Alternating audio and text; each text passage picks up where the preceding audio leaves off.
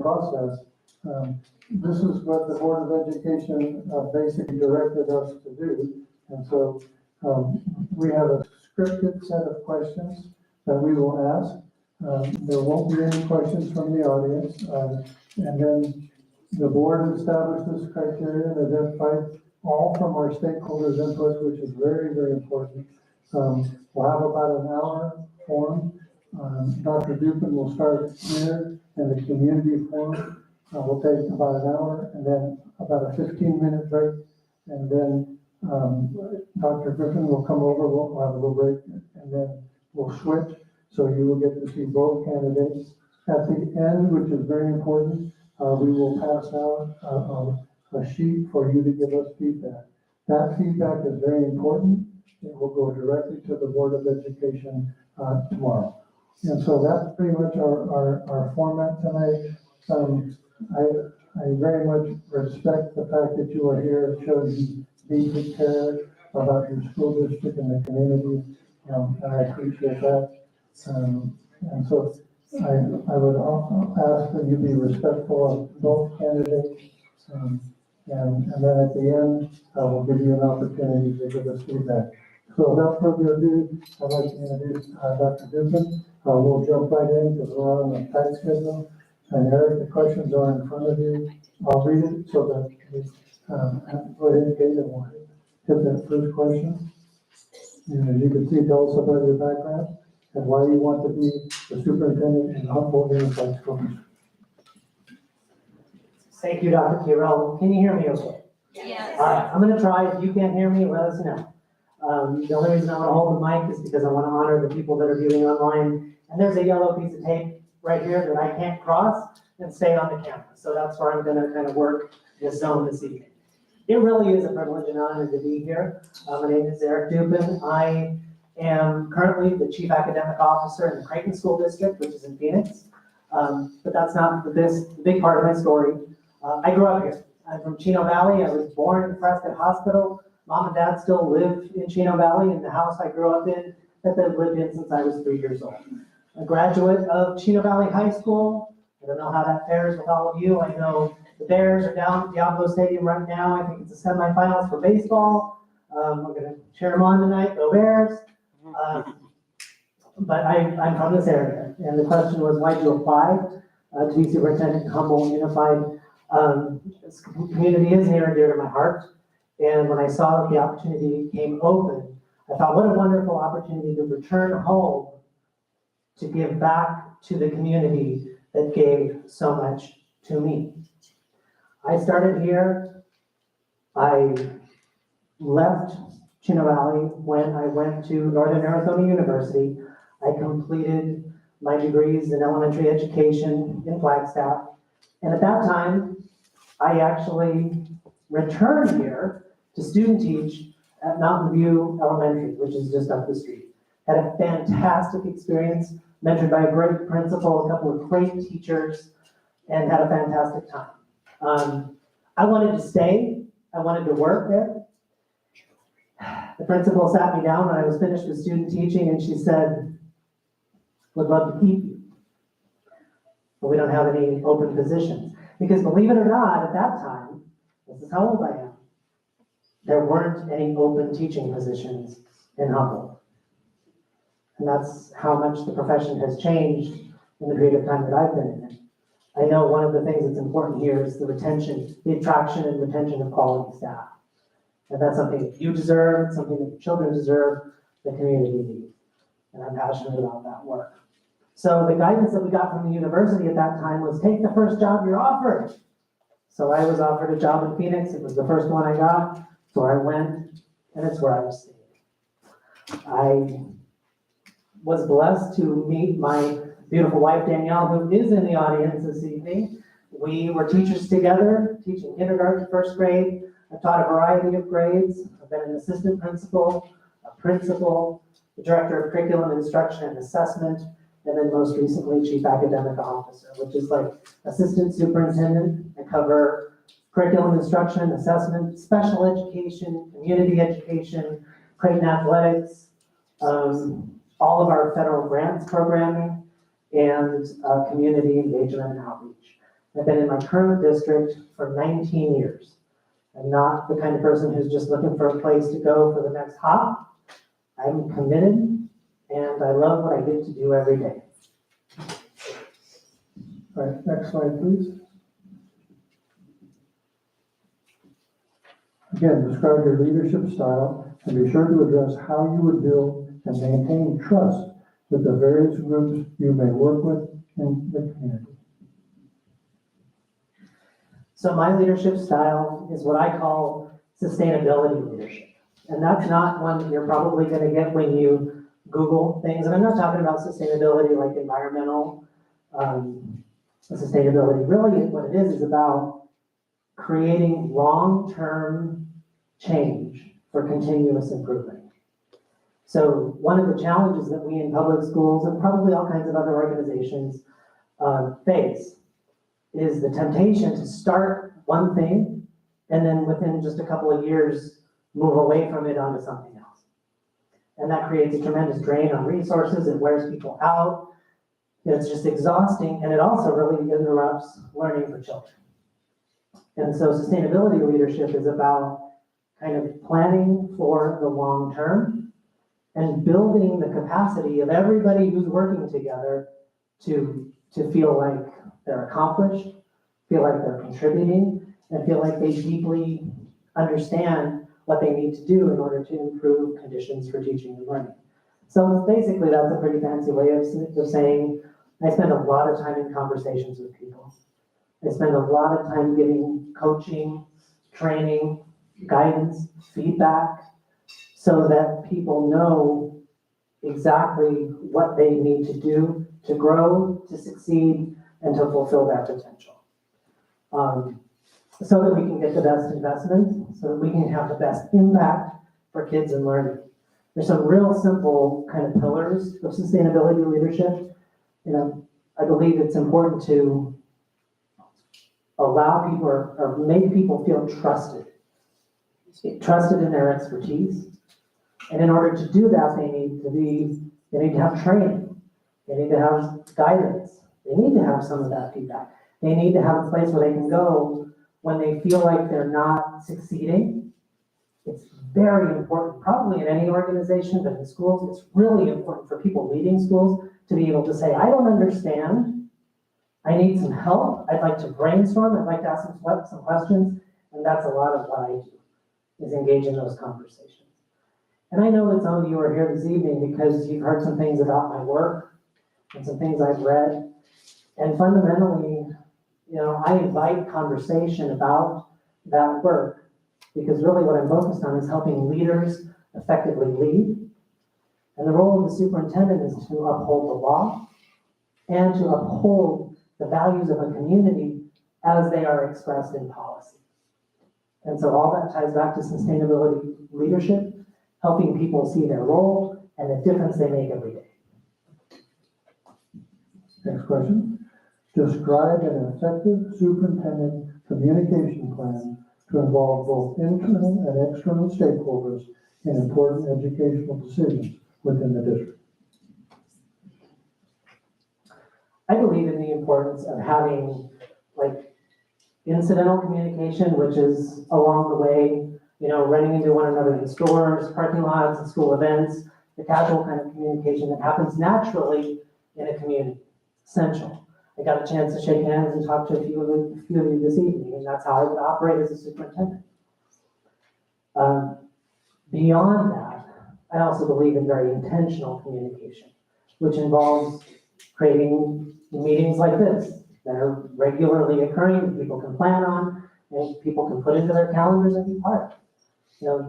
The schools here don't belong to me, they don't belong to Dr. Carell, they don't belong to the superintendent currently, they belong to you, they belong to the community, and I believe in being accessible for that. So we use a forum called the Community Council. Community Council brings folks together, usually the principals are involved, and we engage in all kinds of open discussions around things like what's going on with the strategic plan, what's happening with school safety, how are we doing with teacher retention, what's going on with the curriculum and kids learning. Those conversations are super important. The other thing that I believe is critical to build for intentional communication is a really strong committee structure that creates interdependence. Another thing that schools and school leaders sometimes trip up on is working too much in isolation. So some people work on teaching and learning over here, and some people work on transportation over here, and some people work on budget, and that doesn't work effectively. All those teams need to work together, and they have to thrive on community-based input. So in the structure for committees that we use, that I'm most familiar with in my experience, we have a regular system of bringing people together as members of the community on the committee so that they can advise, so they can ask questions, and help to chart the course of the decision-making and the actions of the district. So casual communication, intentional communication through events, committees. I'm sure there's more stuff, but those are the big ideas at the moment. I also believe in the power of the written communication tools, great school newsletters that are inviting and engaging, community newsletters that feature kids and learning. And the other thing I will tell you about communication in whatever form it takes. It's essential, and in my experience, it works best when it's not just a forum for celebrating all the good news, but it's also a place where we can say, here are some things that are difficult. Here are some things that are hard right now that we're grappling with as a community, and we could sure use some thought partnership on it. All right, number 4, what does it mean to you when the community says you are the face of the district? And what does visibility mean to you? Well, it worries me a little bit, because look at my face. I think truly the superintendent embodies, the role of the superintendent embodies the community. Here, this school district is one of, if not the largest employers. It is a cornerstone of community life. And it is an essential feature of the daily lives of 5,500 kids, and probably on average, at least 2 adults per kid. So if my math is right, we're somewhere in the neighborhood of 16 to 20,000 people that depend on Humboldt Unified School District every single day. So it's an awesome responsibility to wear that and represent that. It means being honest. It means being truthful. It means discussing hard topics. It means being willing to be available to people. I believe in an open door kind of policy. I will say that an open door policy usually involves, especially if you're dealing with like 20,000 people, some calendars and some appointments. Otherwise, a person can't give one-on-one devoted attention to whoever they've committed time to. And that's important. But being visible, being present means making your time available for the people that you serve, not asking for the people to serve the office of the superintendent. Right, one of the biggest challenges identified in the stakeholder input report was limited resources, lack of funding, and budget. What strategies would you use to address these challenges? This is a place where I do think celebrating the good work that's happening is very, very important. The community needs to see, and I must admit I'm not terribly familiar with how this is done here currently, but I believe it's important for you all to see the return on your investment. So that you can see where the dollars that are invested in the district are headed and what the results of those investments are. So some of those communications mechanisms that I described would be how we would share that information. Here's the cost of a new curriculum. Here's what we think is happening in terms of student achievement. Here are some investments we've made in transportation. Here's how it's helped us expand services to more kids. Driving in here tonight, I followed a school bus. I expected it to say Humboldt Unified on the side. You know what it said? Prescott Unified. And I'm not really sure why. There could be some good reasons, but it also means that some kids from here might be riding the bus to Prescott. And that has a negative impact on funding. That has a negative impact on our resources. So if we can do a great job telling our story in a positive impact we have on kids and learning every single day, well, it's going to be a lot less desirable to take a 20-minute bus ride when you could take a 5-minute walk to get to a Humboldt school. So telling our story, celebrating those successes is key. The other thing that the office, your superintendent needs to be able to do effectively is advocate at the state level. There are some huge funding challenges that the state government has a responsibility to address, and not only for the community here in Humboldt, but students across the state.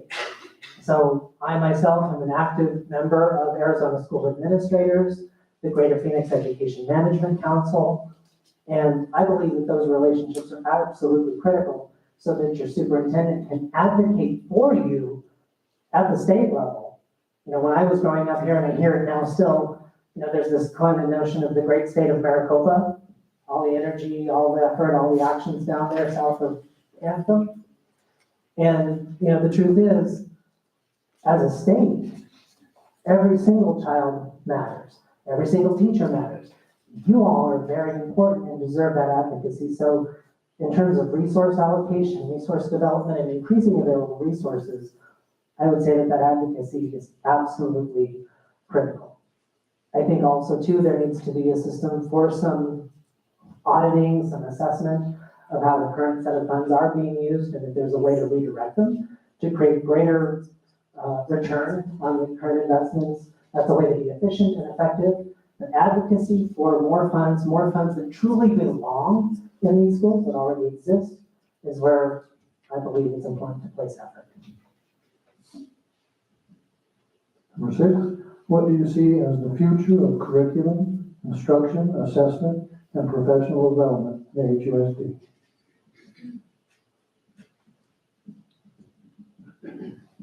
Great question.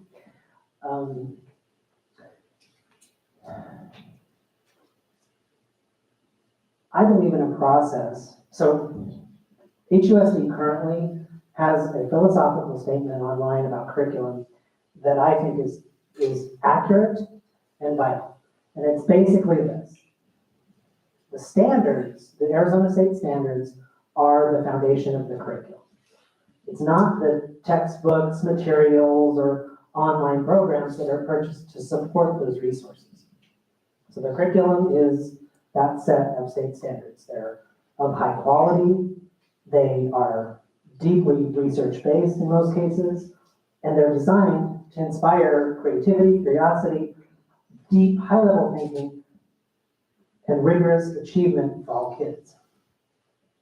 So I believe that the future of using those standards to create effective learning experiences for children involves empowering teachers. So my example, the place where I've had the best success in doing that is something that we call Curriculum Design Studio. And every summer we bring teachers together and effectively we pick a content area. This summer coming up, it's going to be reading. And we usually 60, 80, sometimes we've had as many as 100 teachers. And we break them up into grade levels and they unpack those standards. They try to deeply understand them.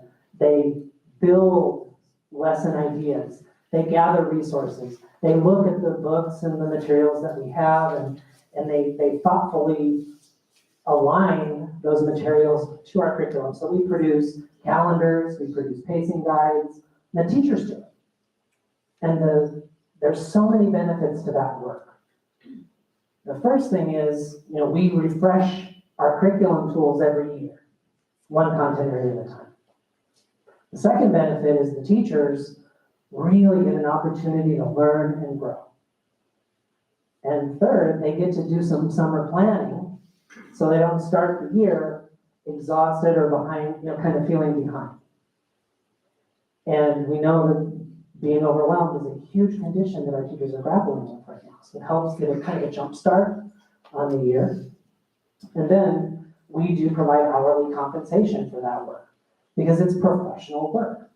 Teaching needs to be professionalized as often as possible, and it needs to happen here. And I'm certain that things like that probably do occur here, and I don't want to assume that they don't. But that model of giving teachers time giving them an opportunity to develop their expertise and then build resources that other teachers can use when they get back into school is extremely powerful. And it lets the curriculum be adaptive, it lets it be relevant to the kids, and it helps it be relevant to the teachers.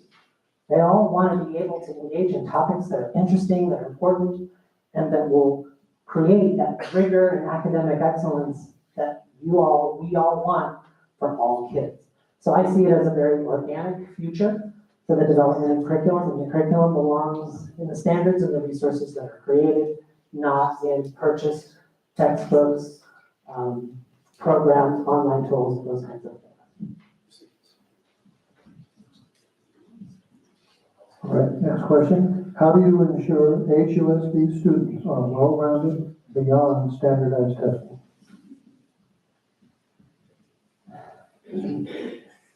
So the great challenge with standardized testing is it does a great job measuring what some kids know 4 days a year. You know, we just took the ASA test statewide. You know, my kids did it.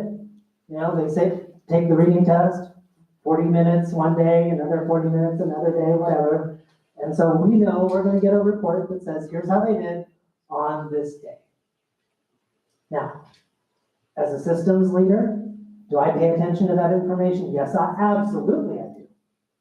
And those school letter grades matter. Because I believe that passing those tests on any given day, at any given time, should be kind of the low bar of achievement. So the question is about how do we ensure well-roundedness beyond that? Well, you're doing some of those wonderful things already by offering choices and opportunities through special area classes. I understand there's been a great deal of work here done on personalized learning. I understand that not everybody loves personalized learning, and I don't know enough quite about how it's going here to suggest improvements or continuity in that area. But I do believe giving students voice and choice and allowing them to choose to some degree their course of study and how they show what they know is vitally important to creating that well-roundedness. You have strong athletics programs, those need to be sustained and or amplified. You have programming and options available in the arts. I was extremely fortunate to have grown up here at a time in Chino Valley when our vocational agriculture program was just beginning. I mean, again, how old I am, high school was new back then. And our teachers built an aquaculture facility. We learned how to raise trout and tilapia and all the science that goes with that. I haven't raised a fish since, but, well, I tried a couple of times, goldfish, unsuccessful. But the point is, I learned so much about science and hands-on learning that I take that with me every single day and the value of that work. So giving kids projects, giving them opportunities to explore is how I believe that well-roundedness is inspiring. Next question. Academic, athletics, and the fine arts often compete for the school's resources. How do you prioritize and find the proper balance between them? So competing resources is a huge challenge that we deal with. And you asked me earlier about how we engage community stakeholders and give voice. And I talked about that interdependent budget process. And that's how I would propose to create those priorities. We have to have committees that provide oversight. And those committees utilize staff as well as community experts who can come in and advise. My personal belief is that right now schools are expected to do just about everything.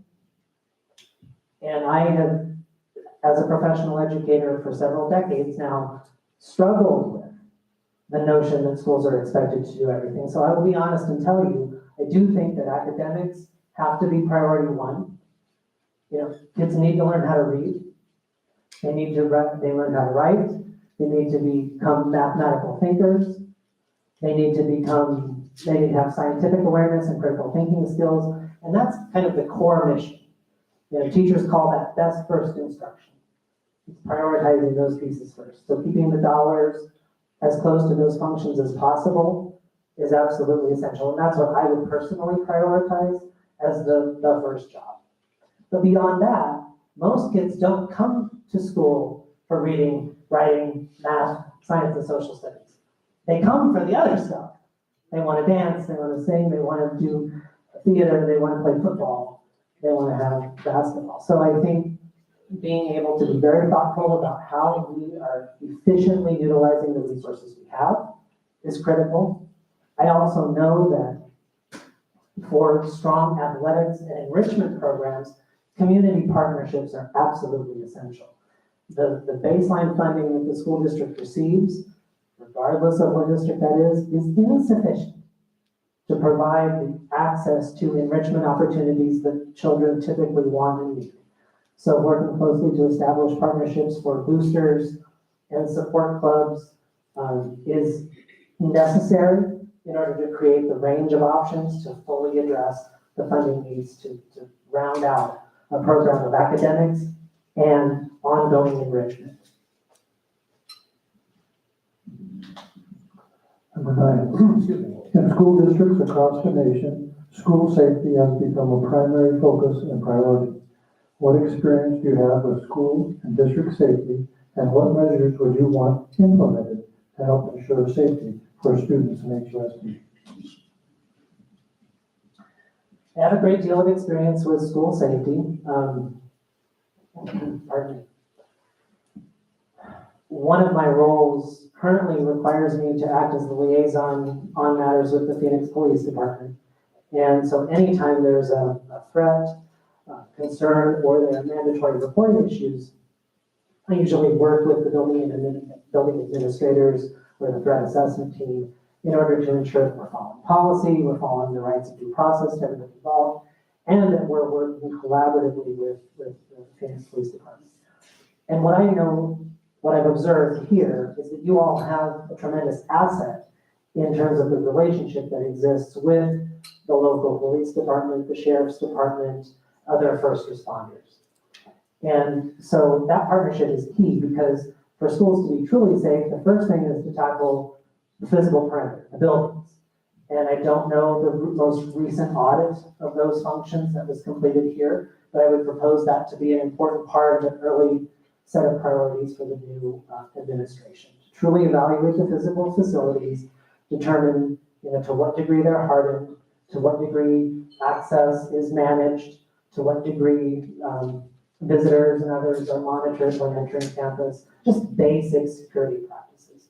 And I work closely with the people in my current school district who ensure those pieces.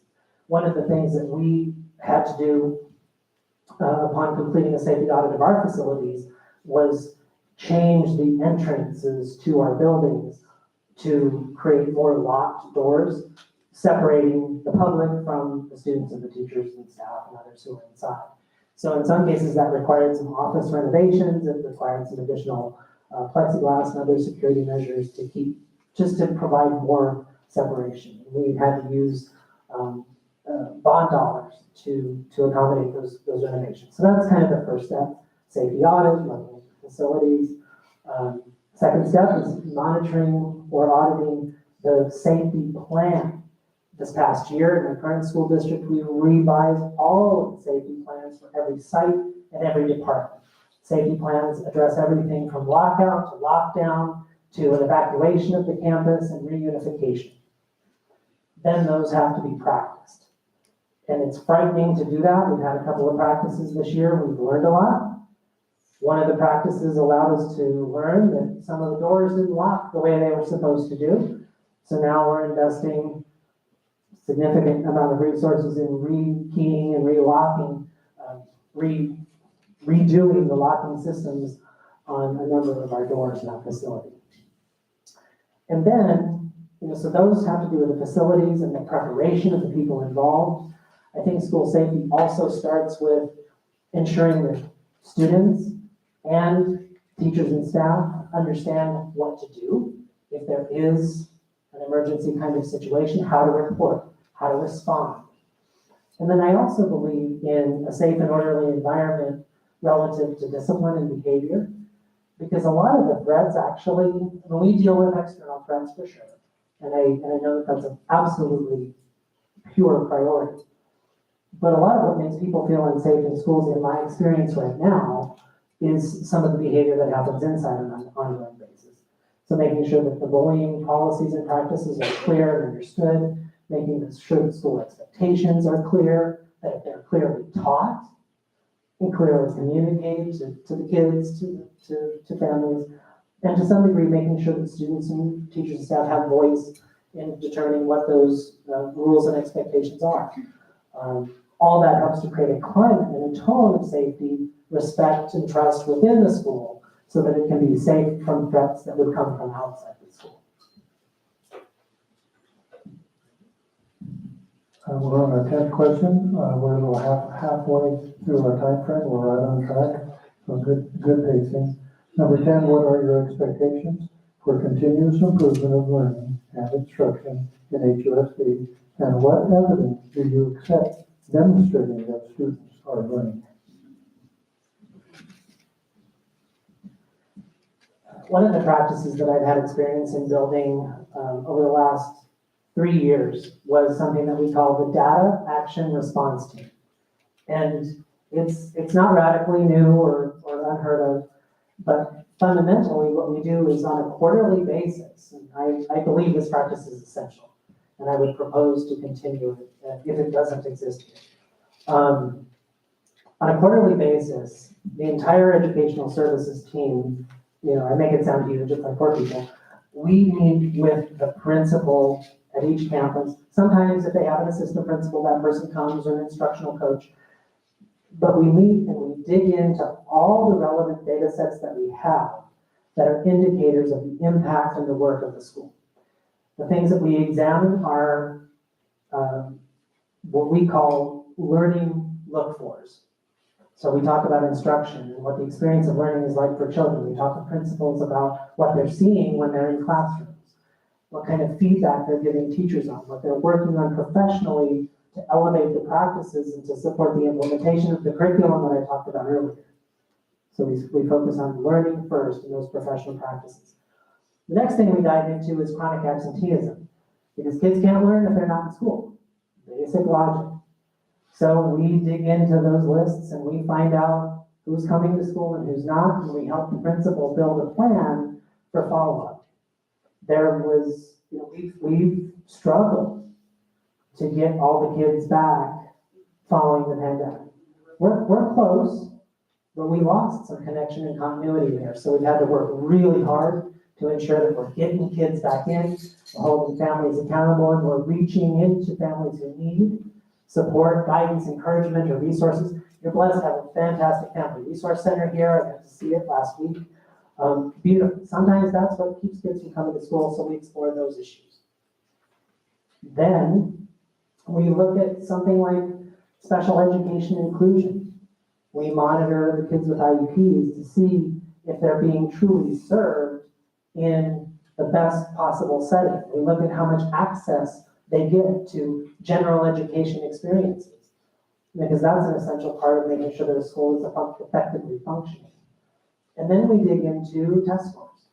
We look at achievement in terms of like how well are they doing on passing. We have a system for benchmark assessments. Are they passing? Are they making growth? And then we also look at, I just said, we look at their growth. To what degree are they making progress? And we've got several different tools for that. And then we work with that principal to build a plan to go back to them. It's a 90-day plan, and take it back to the campus and work with the teachers, work with the staff, work with the parents to tweak the instruction, perhaps to tweak the informal assessments that are being utilized, and maybe even tweak the plan for professional development if it's needed, based on what we're seeing in the data. So with that process, I'm proud to say that we were actually able to raise the A through F letter grades across our district. We have 8 buildings.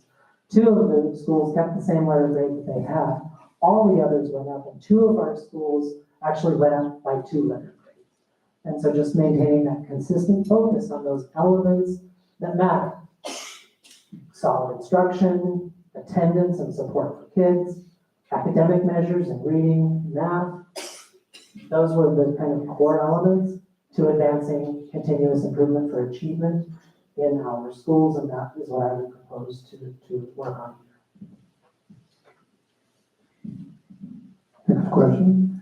The governing board seeks a superintendent who has experience in district operations, facilities, food service, and transportation. Share your experience in these areas. Our district is, as I mentioned, focused on creating interdependence. As I said before, one of the worst things that can happen is for silos to occur where people work in isolation. So although I am the chief academic officer and my first priority is academic excellence, I work very closely with my colleague on the business side of the house. His role is the chief of business and operations and development. We got these crazy titles. So basically, he's the assistant soup of business services.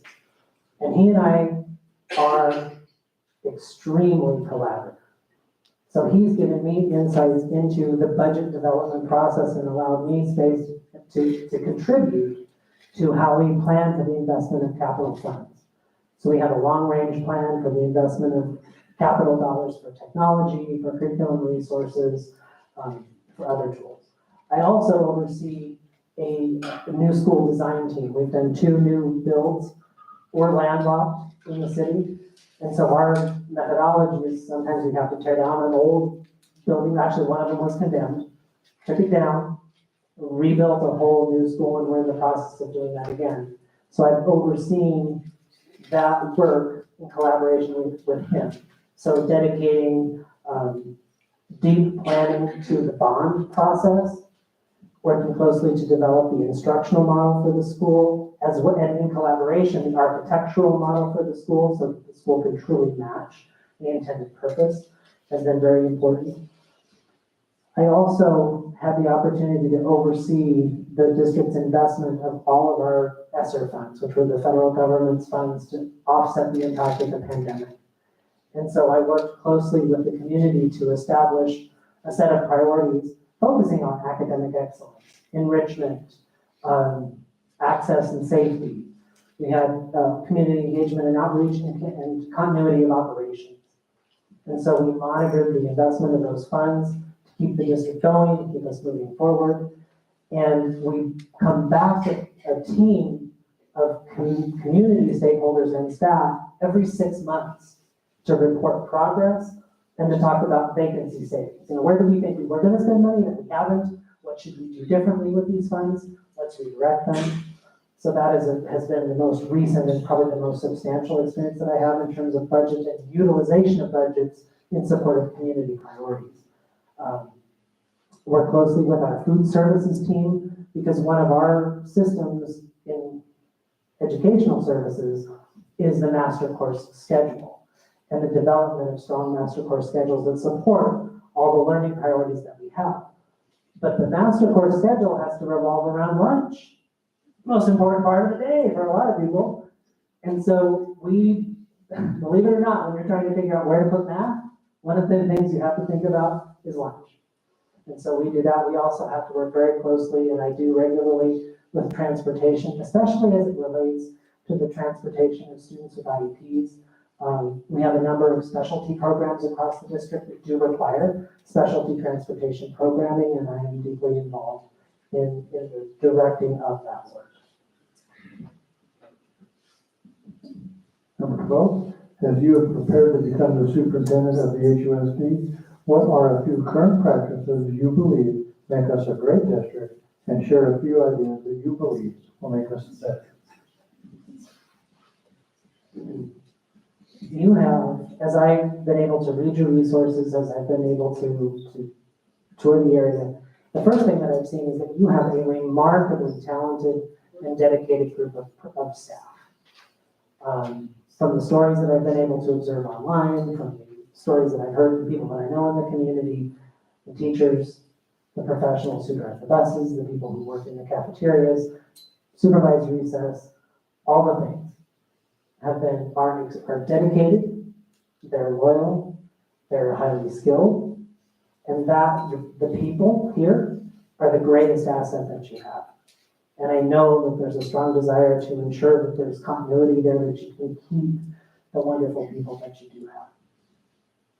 The other thing that I've observed is that you've done a really good job creating choices and options for families. You know, I mentioned that school bus from Prescott Unified driving down the road. And it occurs to me that you don't have to leave to get a really cool program here. There's options. You have Liberty Traditional School as an example. Each of the schools appears to have a kind of signature that it's working on developing. And that's critical because that allows for the well-roundedness that you described, and provides for choice. I personally have always taken advantage of school choice. My wife and I are both educators, and only until recently have our children attended a school that actually zoned for the house for where we live, because we wanted them to be bilingual. So we sent them to schools where they could learn some Spanish. And you've done a good job of creating the foundation for those practices. The other thing that I think you have a great foundation in is your telling of story. And my evidence of that really is based in what I can see visibly on social media. There's some great examples of the work of the board, there's great examples of the work of the teachers and staff, celebrations of kids and their learning, and I do think that that's a very essential practice. So those are all things that I would propose to continue. Where I would suggest effort is with regard to the district's strategic plan. I know that there is a strategic plan that exists. We've talked about communication tonight, we've talked about the community values, and if in order for the strategic plan to truly reflect the values, needs, priorities, and goals of the community, there has to be a regular interactive process where we bring it forward and say, here are the goals, here's what we're doing related to those goals, here's the progress that we think we see. What do you see? Are we getting it right? And then, sharing the evidence, making adjustments. So effort around the strategic plan and the transparency of that strategic plan for everybody in the community, I think is key. I think the other challenge that is faced here is you are blessed with growth. There are more kids coming here, again, driving in. Rooftops are going up. Lots of new houses. Lots of what look like multi-family apartment style homes. You've surpassed Prescott in terms of enrollment. You've always been bigger than Chino. And so growth is going to be, I think, a significant challenge for the next probably 5 to 10 years here, because it's going to require a thoughtful analysis of the current facilities and how they're doing in terms of meeting the needs.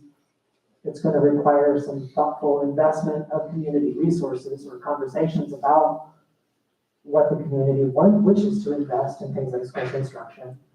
And that will be, I think, another important place to place effort. So you're doing a fantastic job in terms of the assets with staff, the quality of staff, a great job with story. I've looked at student achievement, and there are definitely some places where I think student achievement could be strengthened. You have bright spots, for sure. But there are some places in reading and math where achievement is not as strong as it, quite frankly, could be, given the talent and skills of the children in the community. So leaning into instruction, helping build teacher expertise. And I don't know what the current process is right now for sharing data with families, but every time a kid takes an assessment of some sort, I believe it's very important for that information to be shared with parents so they can know and partner on whatever it is that's going to help that achievement accelerate. So I think I kind of garbled that all together. Great job with story, great job with staff. Some big challenges exist around strengthening and making the strategic plan more transparent. And it may already be, but that's hard for me to gauge, but what I've been able to see, it looks like an opportunity waiting to happen. Looking at your facilities, preparing for growth, and digging in on increasing student achievement. Next question. Stakeholders overwhelmingly shared that compensation for staff is a concern. How would you address this concern? One of the things that has occurred here is there have been some increases in compensation over the last few years. There really are only a couple of ways to increase the available pool of resources to increase compensation. The first way is to bring in more kids. And so I think that enrollment piece is absolutely essential, making sure we're creating that value for the community, attracting people who may be making other choices. You're all here, so you're very likely supporters of public schools. The largest school district or largest provider of education in the state of Arizona is now empowerment scholarships through vouchers. So there's lots of people all over the state that aren't choosing public schools, they're making other choices. So bringing people into the public system is critical to advance or deepen the pool of resources that are available for funds. The other way to make additional resources available for compensation is to look at some of the systems that are in place relative to the staffing ratios. You know, I have experience making some adjustments. We adjusted the ratio a little bit for teachers to kids by about 1.5 kids per teacher. And, you know, I'm not an advocate for raising class sizes, but a very slight adjustment actually freed up a significant amount of financial resources to raise the salaries of the teachers that we do have. So I think those are key opportunities. I think another thing that's valuable is to look at what is being done for relative to longevity. If you do have folks who are staying for 5 years or 10 years, it is wise, I believe, to provide some additional compensation based on that time. And so redirecting funds that currently exist to support that could be a strategy to increase compensation. The other opportunity that exists, lots of school districts, if a teacher moves in, they get credit for maybe 5 years of experience. So if you're a 15 or a 20-year veteran of teaching and you want to move to this area and get a job, and you're only going to get offered 5 years worth of experience on the salary scale, that's not enticing. So looking at that policy and how new folks are placed could also provide an opportunity to increase compensation. It creates other challenges, to be sure, but I believe that number one opportunity is through enrollment, which creates additional funds. So we get funded for the students that we serve. Oh, and advocacy. I talked about that, going down to the State House. That's a critical piece too, because there's lots of funds kind of down there that aren't making their way here. Okay, next question. Share best practices in meeting the needs of special education and gifted students and families. This year's work has been really, one of our areas of focus has been on creating a special education parent advisory council in our district. And this is a model, I talked about some general structures, community council, forums, the committees, those kinds of things. And those are kind of general for all parents or all community members to be a part of. But creating a special education parent advisory council allows specific conversations for families who are blessed to be raising a child who has an IEP, and allows them an opportunity to ask questions, to express frustrations, challenges, to seek advice, guidance, and also to learn about ways in which learning can be supported in a collaborative way between home and school. So that creating of that parent advisory council is a really important practice. The other thing, and I do think more impactful in terms of the school day, is ensuring strong continuity of instruction between general education teachers and special education teachers. So that when a child has an individualized education plan, it specifies how modifications and adaptations, accommodations are to be provided to that child. Sometimes where the learning breaks down is when what's happening in the general education class, where the child most likely spends a majority of their time, isn't translated into the special education setting, and the accommodations and supports that are in place in the special education setting aren't translated into the general education setting. And I'll give you an example. In my current district, we've been working a lot on learning targets and success criteria. Making sure that every lesson has a really clear intention for the learners. What are you supposed to walk away with at the end of this? When it's all done, what are you supposed to know and be able to do? And then how are you going to know you're successful?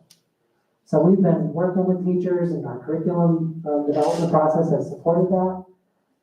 And in my learning walks, I go to every classroom over the course of the year. I can't do it all in a month. I see every school about once a month. And I'm focused on looking for those learning targets and success criteria. The last couple of rounds, I've gone into the special education settings, and guess what I didn't find? Learning targets and success criteria. So that was really important feedback for me. Hey, this collaboration isn't happening, the curriculum isn't connected, the learning experiences aren't as connected as they could be to meet the needs of the kids with IEP. So that's what we're working on now, is making sure that there's continuity of the learning experience for kids with IEPs, because that special education time, if they're going to a resource setting, for example, to get extra services, that should be an opportunity to preview what's coming up or dive deeper into what is happening with the general education curriculum. And if there's not alignment, if they're doing some different packet off the internet, that's going to do nobody anything. And I have some deeply held beliefs about the importance of an aligned learning experience. And every child gets that one day. What's today, May 10th? Every kid got May 10th, 2023, one time in their life. And nobody should have that day squandered with some ineffective practices. And it goes both ways. If you're looking at a packet off the internet, that's not a good use of your time. That might happen in the special education setting. It might happen in the general education setting. But I believe in a guaranteed viable curriculum that flows between those two settings in order to really support kids with IEPs. Gifted kids, same. Oftentimes our gifted kids are expected to do maybe just more or more difficult, but that's not necessarily what they need.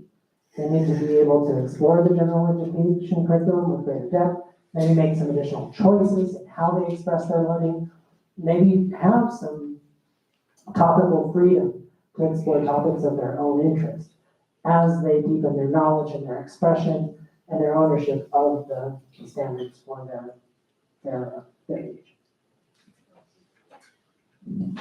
Next question. As in many places across the country, the HUSD community sometimes has strong divergent points of view on education issues. How would you approach a situation in HUSD where polarized opinions on the topic are pervasive?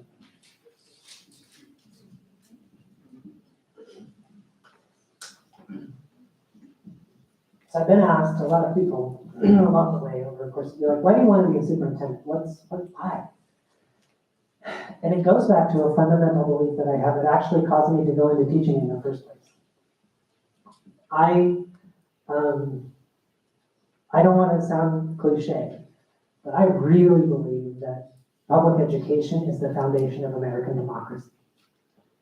I do.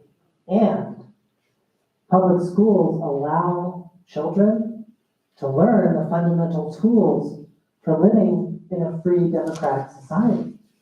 Democratic democracy, not democratic party. And so that's why reading, critical thinking, math, science, social studies are so valuable and important.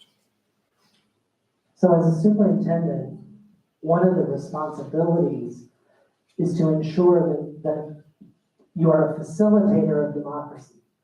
There's nothing in the Constitution of the United States that says we all have to agree on anything. But what's important is that we're able to disagree without being disagreeable. That we're able to model respect, we model problem solving, And what excites me about these leadership roles is we get to do that. You know, locally elected governing boards, you know, love them, hate them, however, but that is democracy in action. They are the people that the community elects to serve and to represent their interests in the decision-making process. And I applaud every single one of them, and the superintendent's responsibility is to uphold the law, uphold policy as an expression of the community's values, and to ensure that the processes that are built into those policies and into the law are followed so that we're working together, being honest about topics of concern, challenges that we face. In my experience, and I've engaged with a number of elected leaders, community kind of political dissent, conversations. And what I have found is that in almost every case, we are far more alike than we are different. Most everybody wants, especially when it comes to schools, most everybody wants safe schools, safe communities. Most everybody wants their child or they themselves to be seen, to be heard, to be valued and respected. Nobody wants to have their time wasted. Everybody wants an opportunity to make a difference. Most of the time. You know, feel like their time matters. They're doing something of value. And so as a superintendent, a lot of times when things get divisive, one of the things you get to do is look for connections. Look for those pieces of value, look for the things that are shared, and then highlight those. We might see this issue differently than some people might see this issue one way, some people might see it another. But by identifying and uniting around shared values, we can have significant, ongoing, positive impact for our communities, for our kids, and for learning. And that really was my mission as a teacher, was my mission as a building administrator, and it continues into my work at the present time. Can you address the policy that you offered at your current district?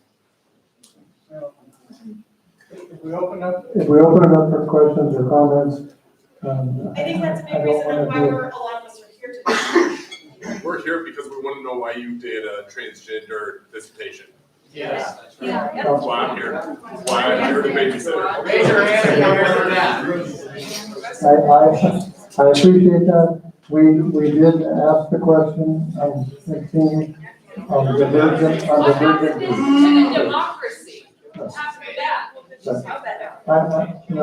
We're not going to open up for questions across the board. This is a good way to practice open door policy. Right. Well, Okay, I'm gonna talk now for a second. I appreciate all of you guys having input. I know this is really hard to keep quiet and everything. If we can please just stay by the rules that were set, because I don't wanna have to get involved and then take people out of here. If everyone can just listen, please. I know it's very frustrating. I can imagine being in your shoes. Please just abide by the rules that they've set, so we can all be here and listen to the entire thing, because otherwise people are gonna have to leave, you don't get to hear the rest, you don't get to listen to the next candidate, and then we're gonna have issues. Okay, please. all right, final question. As we conclude this community forum, please provide the audience with a closing statement indicating why you would be the best fit to become the next superintendent of Humboldt Unified School District. Thank you. 2 minutes, okay. So make it quick.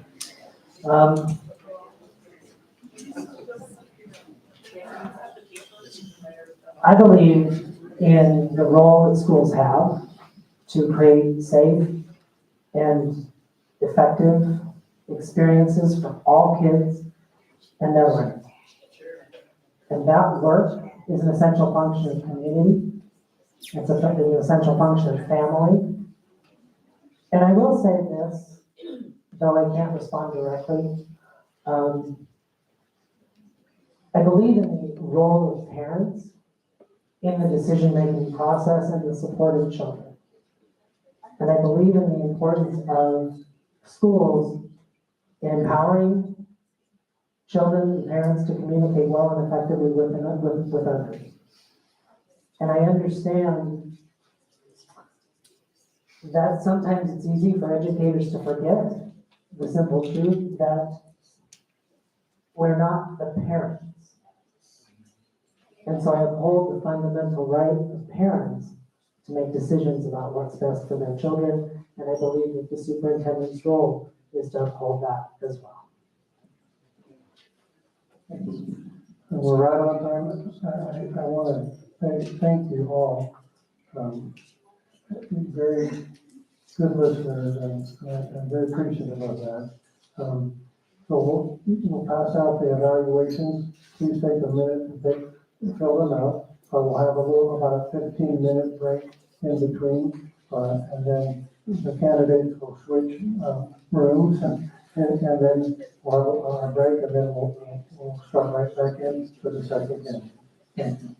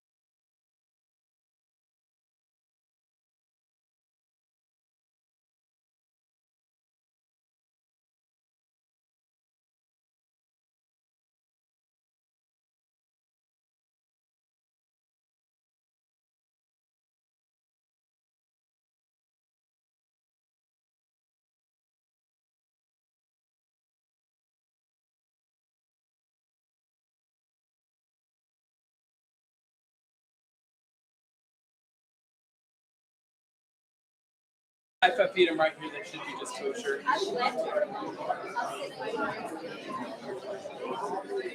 Okay, here we go. Can we please, settle down, thank you. Thank you.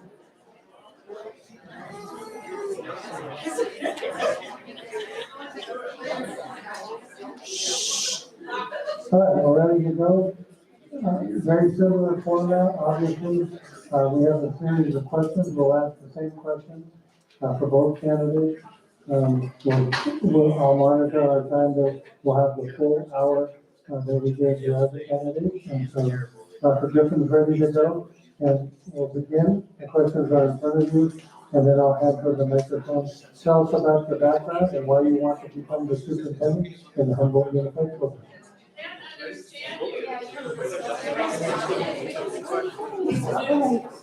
Are you able to hear me okay? It's pretty bad. It's bad. To the flag of the United States of America, and to the republic for which it stands, one nation, under God, indivisible, with liberty and justice for all.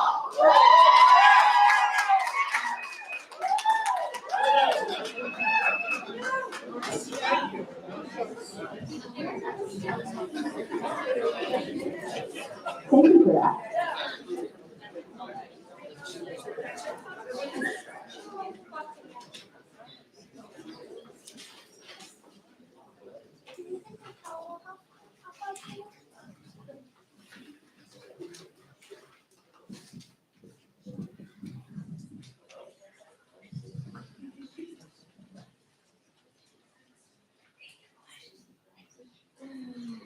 I got it. Thank you so much. So I've been an educator in Yavapai County for the past 20 years. I spent my first half of the career over in the Verde Valley, and the second.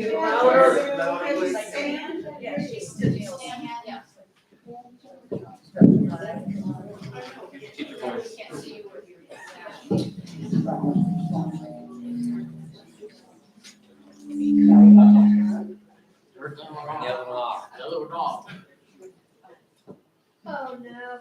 Oh, no, agreed.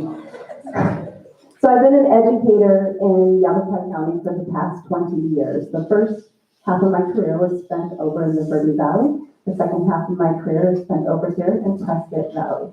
I started out my career as a paraprofessional where I was in a kindergarten classroom and I followed around a student who had special needs. And my job was to get him to not bite other students. I have been a general education teacher, a special education teacher, an intervention coordinator, an instructional coach, 8 years as a building principal, and the last 2 years I have spent as the executive director of educational services and innovation. In that position, I have been able to really guide our district with standards reference grading, with our new Marzano teacher of evaluations. Sorry, ladies. And also, we also have been working on personalized learning in every classroom. The reason why I want this position is because I know where we've been, I know what we've been through, and I know where we're going. Thank you. Next question. Describe your leadership style and be sure to address how you would build and maintain trust with the various groups you may work with in the community. Thank you. I think one of the most important things is for a leader is to be approachable and also to be visible. It is very important that the instructional leader, the superintendent, is spending days, every day. They need to be on campuses, they need to be in classrooms, they need to be listening to their teachers and hearing how best teachers need to support students for their academics. The community, we have a tradition of our superintendent meeting with various groups, town council, the Kiwanis, Prescott Valley Police Department. These are monthly meetings that he goes out and he does one of the things that I would like to bring back that really worked well before was stakeholder group meetings with the superintendent. We used to call it a superintendent advisory committee, and that committee was made up of many different stakeholders that helped guide the direction that the school was going. Thank you. Next question. Describe an effective superintendent communication plan to involve both internal and external stakeholders in important educational decisions within the district. I'm a planner. I've already have my calendar made up for the year, so it's important that each group has different types of communication. So how am I going to be communicating with students on a daily, weekly, and monthly schedule? How will I communicate with teachers and also with cabinet and different leaders? So I've already planned out my year with those different types of communications, because we need written communication, we need phone calls, we need to be able to schedule those community conversations. That's something else that we used to do, is we would go out to different housing developments, and we would go to their homeowners association, and we would share what was happening in the community, what's happening in our district, and the community would be able to participate in those conversations. So, thank you. What does it mean to you when the community says you are the face of the district, and what does visibility mean to you? I feel like I kind of answered that one. So being the face of the district, it's important that our district, that we are hiring someone that understands our community, that understands our values, and being a face of the community means that you are representing those values in our community. Second part of that question. And I already answered visibility. One of the biggest challenges identified in the stakeholder input report was limited resources, lack of funding, and budget. What strategies would you use to address these challenges? So I'm really big on seeking funding. I don't like to depend on just what we are given. I want to make sure that every student has what they need. One of the things that I recently was able to achieve for our district is I was able to apply for a grant to add 2 more school resource officers. That's a fully funded grant, and that will be for 3 more years. I've also written a grant that has, we have also secured funding for 2 more social workers for 3 more years. We worked in I worked with a COPS grant with Prescott Valley PD to, we have secured entrances going in. We are working on providing not bulletproof, but bullet resistant glass in our schools. We have police radios that we've added to every office with our principals. And so those are some of the things that I've done. I also want to make sure that we've hired for a new grant writer so we can continue to seek funding in order to support our students. Thank you.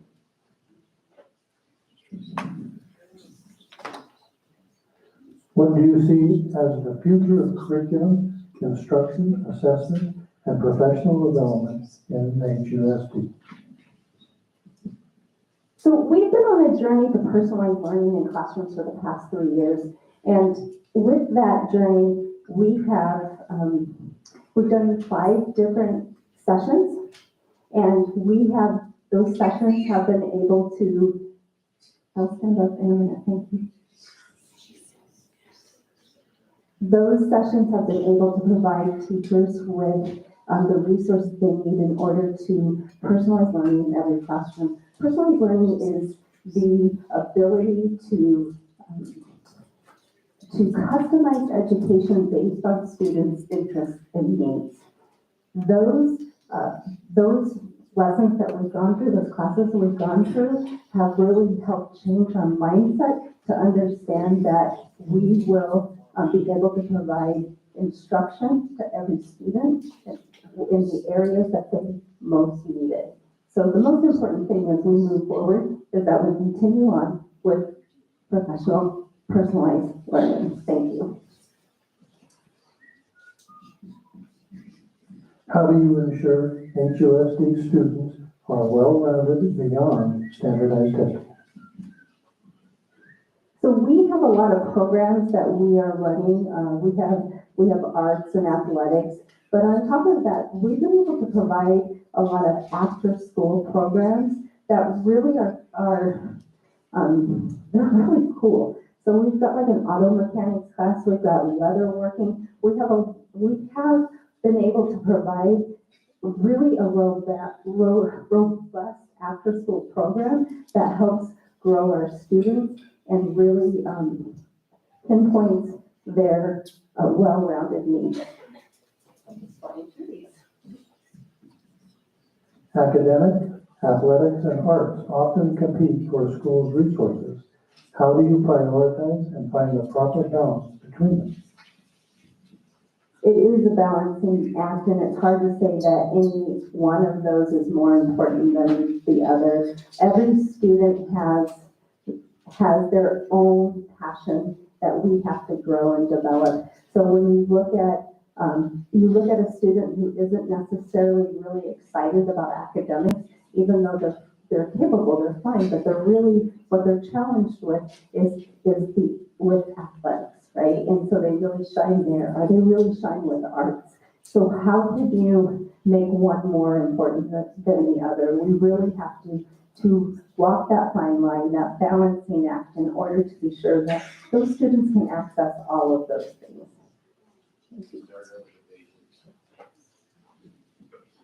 In school districts across the nation, school safety has become a primary focus and priority. What experience do you have with school and district safety? What measures would you want to implement to help ensure safety for students in HUSD? Thank you. The school safety is a pretty huge and number one issue right now. I just recently read that 377 is the number of school shootings since Columbine, and 27 are the number of school shootings since last year. I've been working with the Prescott Valley Police Department to bring back some of the things that they used to do. They used to run drills in our schools in the summer, so they would be familiar with the school, and that's something that they're going to start doing again. We have secured with ESSER funding, we are adding security cameras to every campus. The Yavapai County Sheriff Department has secured a grant that allows, with our permission, they're able to access those cameras whenever there's an emergency. Teachers are, with that grant, teachers end up with an app on their phone that will push them first in line if there's a 911 call. So they don't have to wait. If they are first responders, they can immediately get a hold of the police department. We went to the board and we asked for, hopefully next meeting, we will get it approved, a new phone system. One of the concerns that we have is that when we lose power, we lose the ability to call out from the school or for parents to call in. With this new phone system, we'll have a battery backup, so at least the people in the office can call out and parents can call into the school. We also have a COPS grant that we recently got that will provide, I already talked about the bulletproof glass, but it also provides gun safes at the schools, so that way the SRO officers, they don't have to go all the way back to their car in order to get that safe. The last thing that I want to address with school safety that we are doing this summer is that we are hardening our entrances at all sites. So we used to have just 5 sites with the hardened entrance. Now all of the sites will have that. Thank you. What are the expectations for this? What are your expectations for continuous improvement of learning and instruction in HUSD? And what evidence do you accept demonstrating that students are learning? Sure, student achievement is near and dear to my heart. I look at our proficiency rates right now with students, and we're struggling. We're struggling. I think that there definitely has been a slip with where we expect students to be, just from the past few years. And so when I look at learning, it's not just student learning, it's teacher learning. So it's very important that we're providing professional development for teachers, so that way they understand how to look at data and how to create interventions for students based on that data. One of the cool things that we're doing with personalized learning is a station rotation. And what that does is it allows for the teacher to really teach specifically to a certain group of kids, to their needs. So with that data and being able to design instruction, they're able to target a small group of kids and do something that's called micro teaching that has a huge effect size for student achievement. So one of the things that I look at, of course, is test scores, because that really, it does tell us where we're at compared to other kids in the district. But it's also important that we're developing our teachers so they can meet those academic needs of students. Thank you. Number 11, the governing board seeks a superintendent who has experience in district operations, facilities, food service, and transportation. Share your experience in these areas. So really, the experience of 8 years as a building principal, you're in charge of everything from grounds to food service.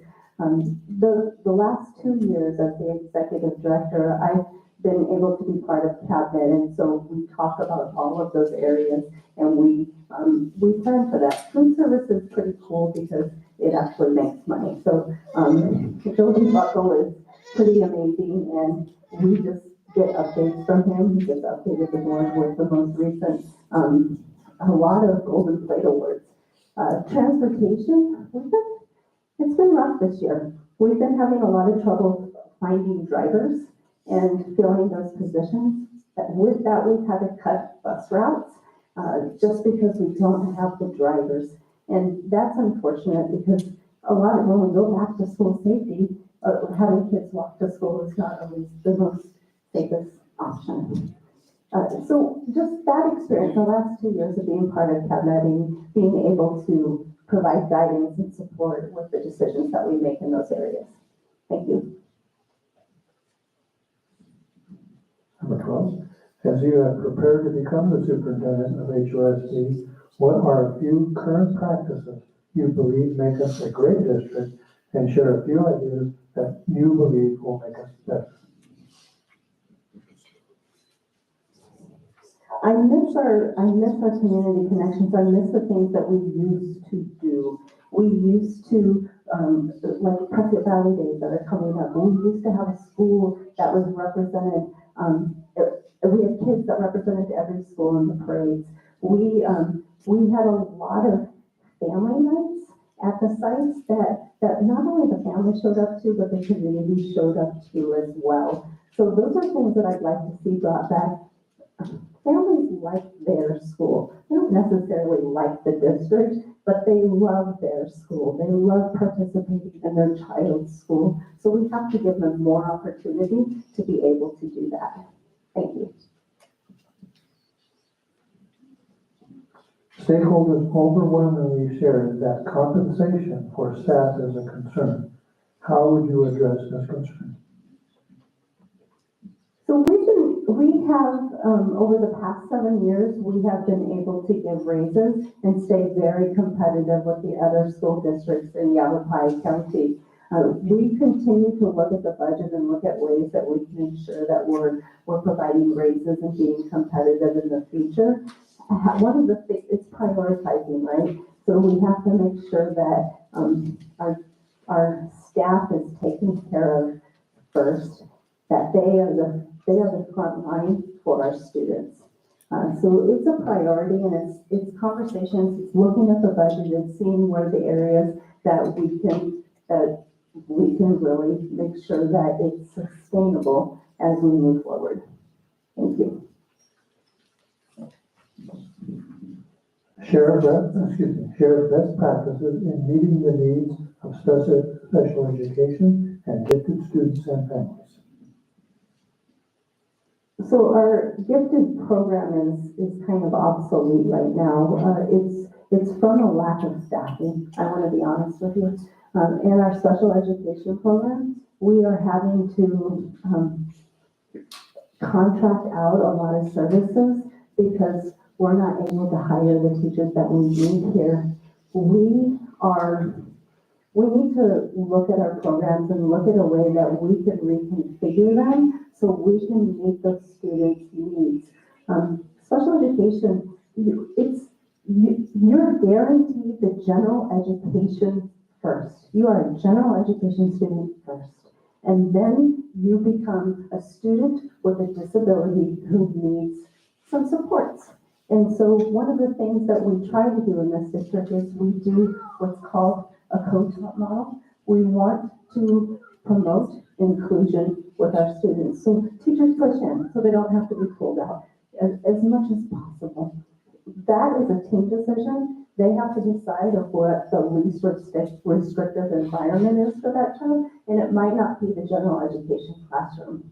One of the things that we're talking about doing for next year is creating a couple more special education programs in order to support some of those students with the highest needs. Genshin, we have been remiss. We don't have, we haven't had the support for gifted the way that it needs. All students deserve their needs met, and we have to do better at making sure that that happens. Again, it's a staffing thing, so maybe a solution to that is making sure with professional development that teachers understand how to meet the needs of a gifted student within their classroom, so that way they're not having to go see a teacher for 30 minutes one time a week, but those teachers have the tools they need in order to address those kids in the classroom every day.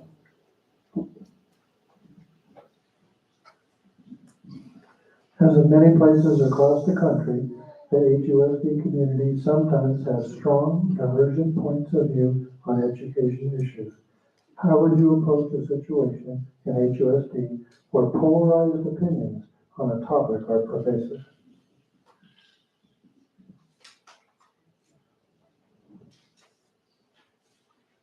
So,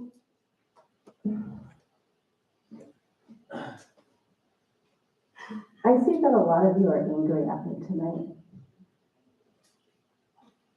And that you believe what you've read or you've been told. I believe that's aligned with what you're asking. I have been accused of being anti-veteran and anti-American, and I have been accused of not saying the pledge in my school. That is untrue. You can ask many teachers in my school that we say the pledge every day and we have the moment of silence.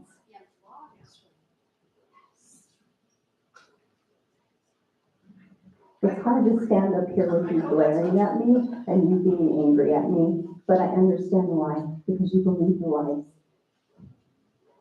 The reason why I think that lie was started was because I wanted to protect classroom time. I wanted to protect classroom time, and in order to do that, I did not do the morning announcements. Instead, I started my day in the classrooms. I did not start my day in the office.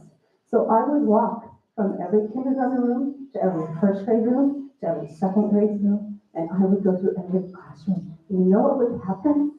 I would have said the pledge 7, 8, 9 times by the time I got back to my office. And to me, that was more important, being there in person, face to face with the kids, cheering them on and being an example that way. It is not true.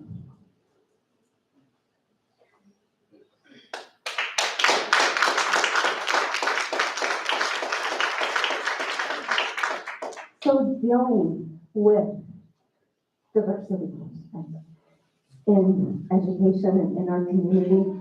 The only thing that I can do is to be honest and transparent with you and available for you to ask me yourself. When you hear things, that you don't have to just take somebody else's opinion, then you can come to me and we can talk. And I'm available. Thank you.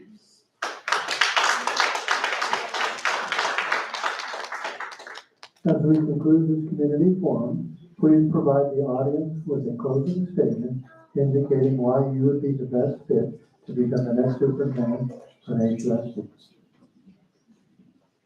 Thank you. We have been through a lot. I know where we've been before. I know what we've been through and I know where we're going. I see the light, I do. And I know that our educators are working so hard to ensure academics first. Academics first every single day for our kids. I want to be a champion of that. I want to make sure that the first thing is that our kids are proficient, that they leave our schools highly competitive for the world that they are walking into that we can't even imagine. My job is to make sure that our educators are prepared to provide the best education possible. Thank you. Thank you very much. That concludes our collections. We did make more copies of the surveys, because I know it's very important to you to fill them out, and to pass them out. Please get them in a relatively short amount of time so that we can get them to the board. Thank you.